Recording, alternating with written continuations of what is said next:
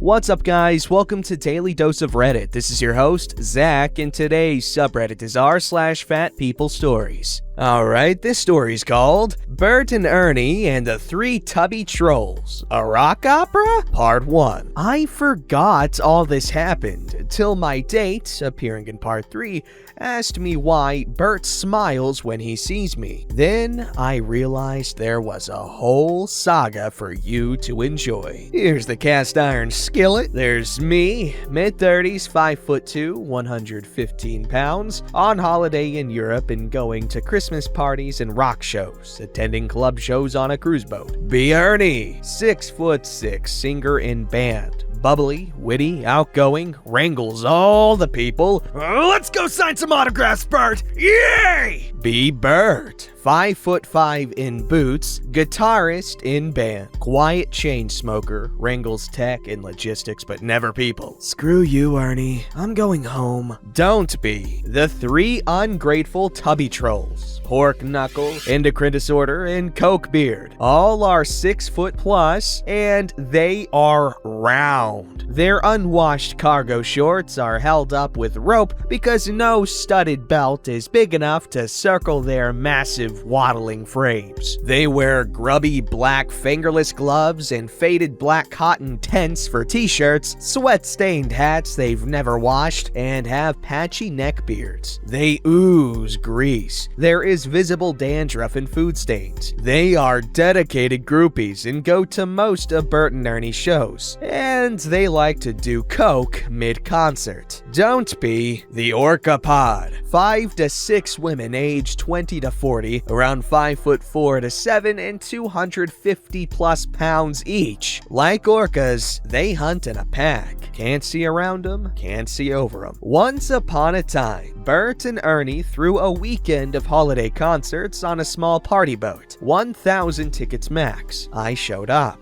Fun is had. Music is played. Ernie warns everyone to leave Burt alone. Burt's factory setting is grumpy, but now he's also ill and is making it through the show on Dayquil and willpower. Most people in Western Europe are taller than me, but it was mystifying how many women at this show in this nation of lean babes were also heavier than me. A lot heavier. Gasping and struggling to waddle up the gangplank heavier. Hams coming out of the woodwork. But hey, everyone is my friend until proven otherwise. And the band is really laid back and welcoming, so I bet these women are nice too, right? Right? Oh, I was wrong. A couple of songs into the show, I'm joined by a most enormous young man. He has cannonballed his way through the crowd and rolled to a halt next to me. Right next to me. Everyone in the club is taller than me and wider than me. That's life. But now I'm stuck. My entire side is smushed up against the majestic, gelatinous, squishy mass of Coke Beard. And as the club warms up and the headbanging proceeds, he begins to sweat. And sweat some more. Rancid sweat soaks through his shirt and into mine. Coke Beard is joined by his equally huge friends, Endocrine Disorder and Pork Knuckle. Lighter folks are rammed aside,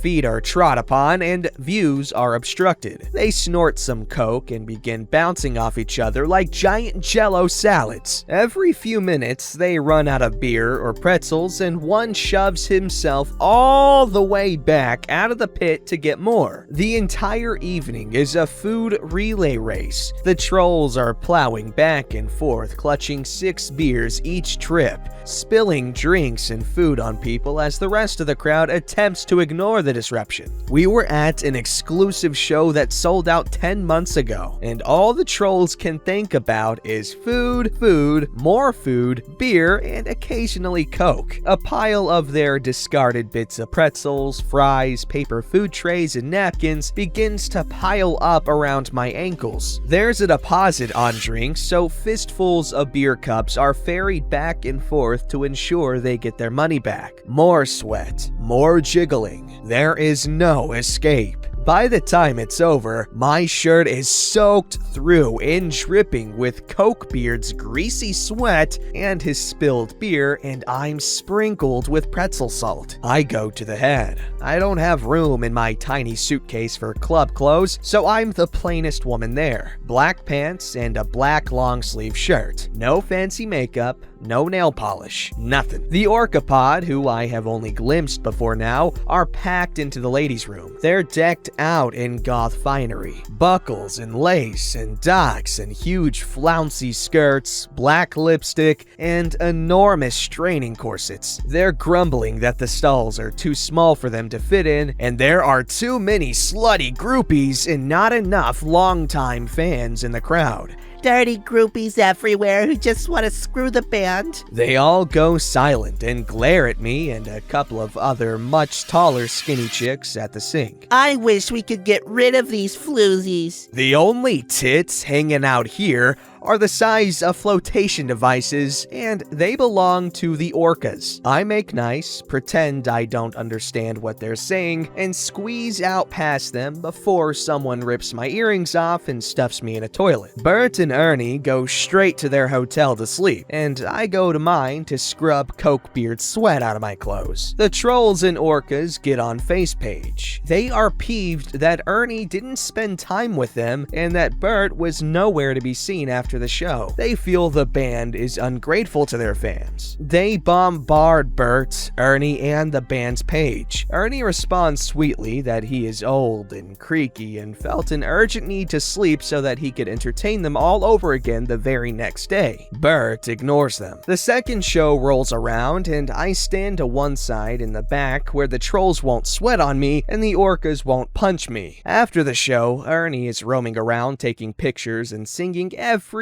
damn thing anyone shoves in his face. I get distracted on the smoking balcony having a chat, and when I open the door to leave, I discover I can't leave. It's a small boat, and the tiny hallway to the exit is stoppered up tight by Ernie taking photos with fans. The trolls, Sweaty and Crummy, have surrounded Ernie and are demanding multiple post photos each and signed everythings. They gush about how long they've been fans and how nice it is that the band is playing club shows again for their real fans. They have brought along a plastic garbage bag full of stuff to sign. I wait around for like 10 minutes. No dice. The Fatbergs ain't moving without a Roto-Rooter. Roto-Rooter? What? The Orcapod is clustered around something, which turns out to be Burt. He looks happy as a wet owl in the selfies they're taking with him and is clutching a box of Kleenex. He too has discovered that Ernie and the trolls are blocking the exit and the door to the dressing room. It's getting claustrophobic. Orca, trolls, or germs? Germs it is. Burt thanks the Orcapod for coming to the show and wobbles for the smoking balcony. When in doubt, freeze him out. It's 8 degrees Fahrenheit outside, with orcas following in his wake. I guess I have to. Burt, I say, I'm a huge fan of your solo projects. He beams and lurches over, gets both arms around me, and uses me to prop himself up. One of the trolls is loudly asking if Burt will be signing anything. Burt rests his eyes. The Orcapod makes comments about floozies. Burt ignores everything. Burt wants sleep now. Ernie realizes Burt is knackered and trying to nap on random strangers. He roars that they're done for the night and clears the doors. I make a dash for the exit before I get my ass beat, and Burt shuffles like a zombie into the dressing room. The next day, the tubby trolls in the Orcapod post angrily to FacePage. Their complaints? Foreigners in the crowd who didn't speak their language very well. Ooh, hey, I'm a foreign devil. There wasn't a full dinner offered. There was not a free drink token included with the ticket, and beer was expensive. The custom t-shirt options didn't include 5XL, the crowd was too tight, and the boat was cramped. There weren't enough chairs in the upper deck seating area, the chairs were too small, and some people can't stand up for 3 hours at a rock show. Gentle listener, tickets were €44 for a custom t-shirt in your exact size and cut, a lanyard, a pin, a calendar, sticker, postcard, a snazzy souvenir ticket ticket stub, and it all came in a fancy display box. No way a 5XL shirt would have even fit in the damn box. Beer was only $3.50. What is that? Each. There was ample space on the upper deck with little cafe tables and chairs, and the bar was serving snacks. They are outraged that Ernie didn't spend enough time signing stuff, and where the hell was Burt? Why didn't Burt sign things and pay attention to them? It blew my mind. Ernie's a good sport, and I saw him sign stacks of crap and take photos with all of these people. Never get between Burt and Ernie. Ernie goes off. He posts a sermon about how thrilled he was to have guests from all over the world. It feels good to know that people came so far to see them and appreciate the years of hard work and constant effort he and Burt have put in to make it to a point where they can earn enough money to survive on music. He lists all of the countries represented at the show. He tells everyone that the whole party weekend didn't make the band any money. They did it just to have fun, and poor Burt is now corpseified. The kerfuffle grows and the comments explode. The sane majority doesn't understand why the fatbergs are complaining. And do they expect Ernie to give them all a kidney too? Ernie begins conversating in English to ram his point home. Then he goes through his ticket list, cross-references it with FacePage, and starts messaging foreign fans privately to thank them for attending. My phone dings at 3 a.m. It's Ernie. Holy hell. I wake up with a scratchy throat and runny nose to this BS crazy pants wine fest. In case you were wondering, Burt ignores everything. The trolls are sent packing back under their bridge, and the orcas back to their SeaWorld tank. One would think that a public shaming for being so greedy and ungrateful would have rammed home the lesson, but they didn't stay there for long. Okay, I have one question. Was the Coke that the trolls were doing Diet Coke?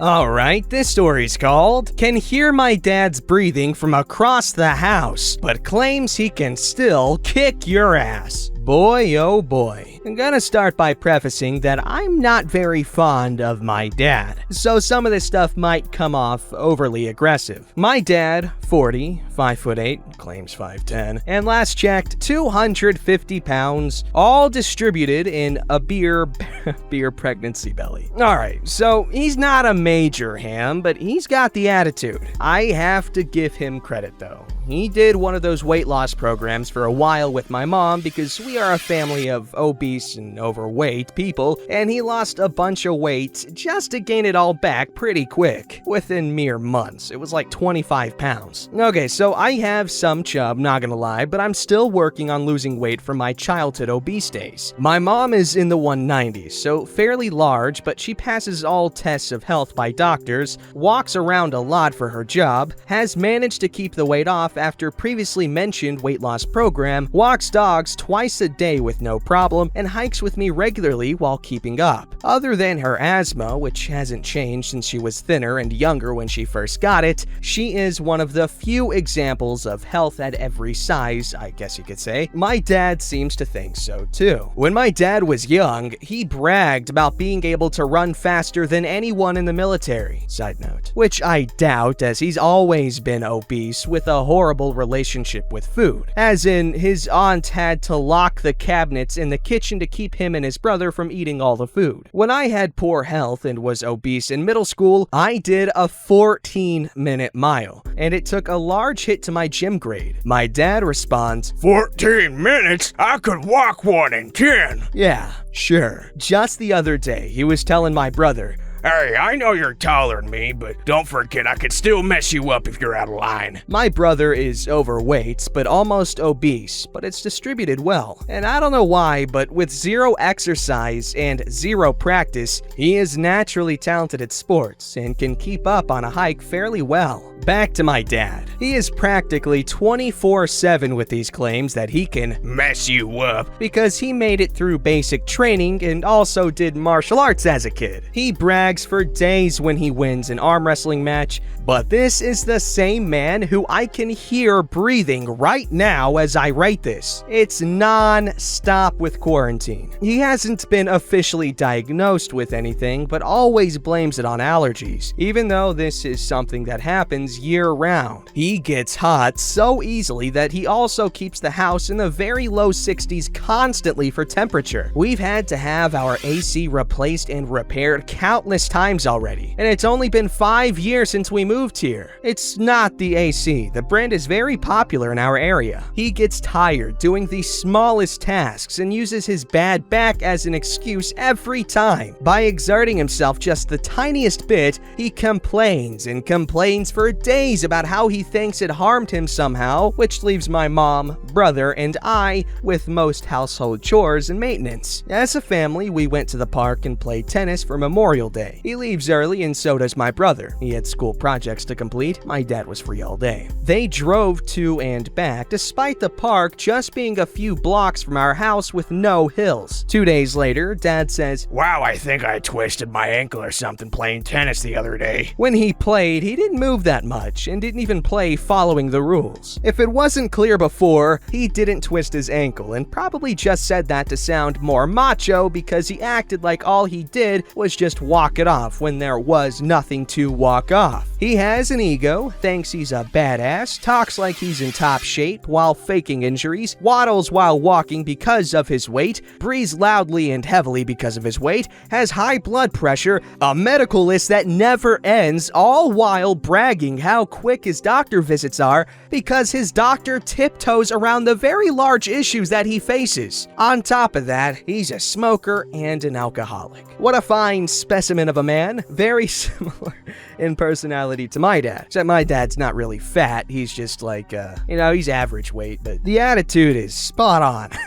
This story's called Finally Woken Up and Smelled the Bacon Grease. So I've been a lurker on the sub for a long time, laughing at all the land whales and ham planets getting their comeuppance and wincing at the gruesome details. But the last 4 months have really opened my eyes to the fact that I am a fatty. 4 months ago, my workplace closed up shop and I spent the entire time sitting in my apartment drinking a 2-liter bottle of cheap soda every day to 2 days, playing online till 3 a.m., then waking up at 10 a.m. to do it all over again. But a month ago, I lost my apartment and had to move back in with my parents, which was a major wake-up call. I started joining a couple of fitness enthusiasts on their sessions and managed to lose 12 kilograms before plateauing again. I might have stopped eating junk food and soda, but I was still eating too much per meal. Now I've started using an app my brother suggested called MyFitnessPal that lets you log what and how much of it you're eating and recording my exercise on the app as well, making sure that my intake of calories is lower than the amount I burn off. Damn, good job.